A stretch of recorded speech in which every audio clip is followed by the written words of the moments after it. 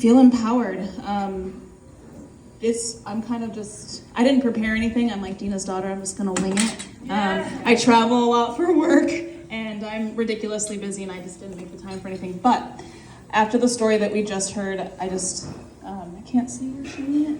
Where'd she go? Where'd the last speaker go?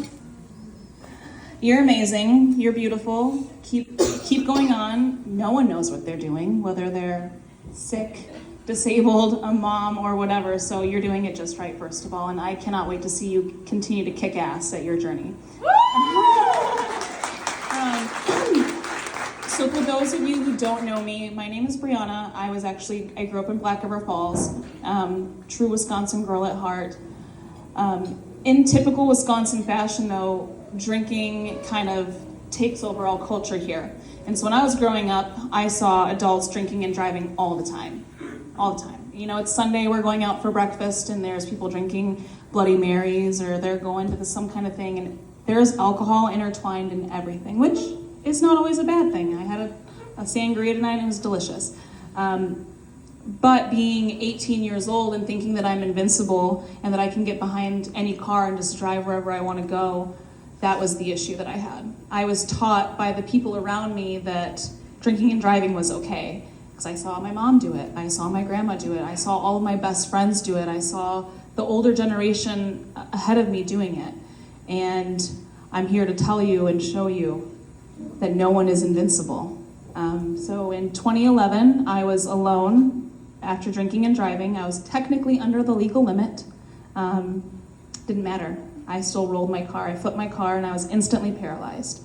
My entire life was changed from that point on. I had no idea what I was going to do with myself. What do? You know, just like the last speaker, you just get this diagnosis or you just get this injury and you have to now re-navigate your entire life. It took me 10 years to figure that out. I was at home living with my mom, just kind of existing, to be honest. If it wasn't for my amazing friends, I probably would have never left the house. I can't tell you how many times I said, well, I can't do that. I'm in a wheelchair. I can't go camping anymore. I'm in a wheelchair. I'll never be able to travel alone. I'm in a wheelchair. I would never be a great mom. Who can be a great mom in a wheelchair? And I just got stuck in this really tiny box that society had given people with disabilities, and I let myself get consumed by that. And it consumed every part of my life. I did not take care of my mental health, my physical health, or anything. I had gained a ridiculous amount of weight to the point where I took all the mirrors out of my apartment building because I just didn't even want to look at myself anymore. In 2019, I met this really awesome guy on the internet, and we started planning on him coming up to see me and like meet in person, and I was terrified. I'm like, if I don't love me, how is another human gonna love me? And it was that day when I had that realization that I decided that I needed to change. I needed to find something that was gonna empower me. I needed to do something for me.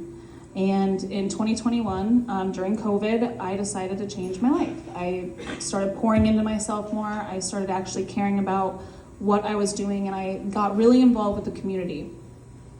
And I think the best way to empower yourself is to embrace yourself and embrace the people around you.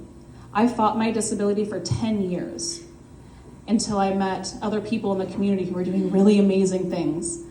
I met this girl on the internet, her name is Jessie. She was traveling the world. She does fitness competitions. She was an online influencer. She ran this really cool nonprofit, and I was like, man, if she can do it, I can do it. And I did it.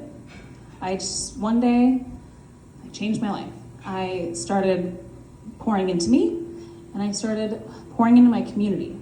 And that was the difference. I think to truly live an empowered life, you need a few different things. First of all, you have to have a purpose. You've heard a lot of people here tonight talk about having a purpose, and that is huge. Once I decided to make that switch, my purpose was independence. Not just for me, but for everyone around me. So in my personal life, I wanted to be independent with my transfers and getting my chair in and out of a car and to actually drive again. Y'all, I just got my license last month. 13 years. It has been 13 years since your girl drove a car. And I got my license. How cool is that, right? And so you have to find that purpose, and mine's independence. So every time I wanted to stray from the path, or I didn't think I was good enough, or I got lost in the fuzz, independence was the thing that got to me. It's my independence, my family's independence, my sister's future independence, my community's independence. And so that's why I live the way that I do now, is so that I can not only keep myself empowered, but so I can empower other women in wheelchairs to do the same thing. I was able to take control back of my life. I lost over 100 pounds. I learned to love myself again. I moved out of the state, moved hundreds of miles away from my support, and it paid off so much, you guys. I am now able to be a traveling consultant. I get to travel all over the world, or all over the country, and help other wheelchair users for transit safety. The girl that I mentioned earlier, Jessie, I now run her nonprofit. I am the executive director of the Wheel With Me Foundation, where we support the independence of other wheelchair users. And I'm also able to share my story online. I am not a social media influencer by any means, but I share my story. I share that, and I get feedback from other people. They're like, wow, I'm 20 years in and I never thought I could change, but seeing you put yourself first makes me think that I can do it too. And I never thought that I could have that kind of impact. Never in my life. And so when I meet people and I'm like, oh, I'm sorry, like, I can't scoot out of this airplane seat. Sorry, guys, I'm paralyzed. I can't stand up. They're like, oh, I'm so sorry. I'm so sorry. I'm not sorry. My wheelchair is the best thing that ever happened to me. It took me 10 years to figure that out. And so when you guys are thinking about being empowered and how that looks for you, think of a few things. Think of your purpose. What is that purpose for you, and what does that look like? Pour into yourself. That was something that I was not doing before. I wasn't taking time for me. And so now I read 10 pages every single day. I'm very mindful about the movement that I have. I'm very concerned about my mobility to keep my shoulders healthy so I can stay independent. You know, I do daily gratitude. If you guys don't work on gratitude, I promise it'll change your life 100%. You cannot be negative when you're just constantly filling yourself with happiness and thanks. And then the last thing is community. Find a community that supports you. I got really lucky that even when I didn't believe in myself, I had beautiful people like my best friend sitting here that did believe in me. And I would not have made it through those 10 years without people like that. And now that I'm kind of outgrown my hometown, and not saying that my hometown friends aren't just as special as they were before, but now I found this wheelchair community, right? And now I have all of these amazing wheelchair users around me who are business owners, who are successful mothers, who go and do amazing boudoir shoots, who were just on the Paralympics opening ceremony. I have friends who are in Paris for the Olympics, you guys. Like, what? What? Find a community that's gonna empower you. Find people that believe in you.